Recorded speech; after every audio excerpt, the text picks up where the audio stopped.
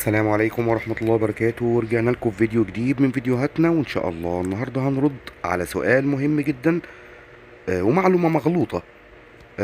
أحد المتابعين داخل لي بيسألني وبيقول لي: يا أبو هاجر، أنا محتاج 5 تجواز حمام، هو تقريبا يقصد لاحم يعني. تمام. فعاوز أبدأ بيهم مشروع. تمام كده. أنا بالنسبة لي كلمة مشروع ب5 تجواز دي أيا كان النوع، طالما هتربي حمام للأكل، ده ما اسموش مشروع.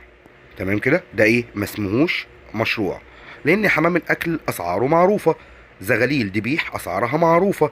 فانت دلوقتي هتقول لي عايز اعمل مشروع وتقول لي ابدا ب5 تجواز، ده ما اسمهوش مشروع. اسمه ايه؟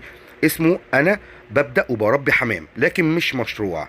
فهو الراجل ظانن انه ال5 تجواز دولت لما يجيبهم بيقول له عايزهم يدخلوا لي دخل. لا، هم مش هيدخلوا لك دخل. تمام كده.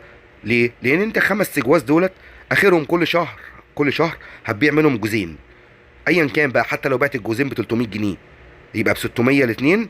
تمام. هم دول مصاريف ادويتك واكلهم والكلام من ده كله في الشهر ورعايتك. يبقى مش مشروع، يبقى انت ما كسبتش حاجه. وارد يحصل عندك حالات وفاه. طب يا ابو هاجر، ايه المشروع؟ كلمه مشروع لما تيجي تقولها يبقى بدايتك من اول 15 جوز. ده ايه؟ ده حد ادنى. تمام. هيبقى 15 جوز كده. انا اقول انا ببدا في مشروع، ببدا لسه بحط رجلي على اول سلمه، اللي هم ايه؟ 15 جوز، سواء بقى لاحم، سواء رومي، سواء زاجل. هو ده كله مشروع الحمام. سواء انت بتحب البلدي، برضو 15 جوز، بلدي، لاحم، رومي، زاجل، شعبي. الكلام ده كله ده حمام دبيح تذبح وتاكل منه، او تذبح وتبيع من الانتاج بتاعه. يبقى بدايتنا كام؟ 15 جوز فيما فوق. تمام. يعني معاك من 15 ل 25، احنا كده بنقول عليه مشروع.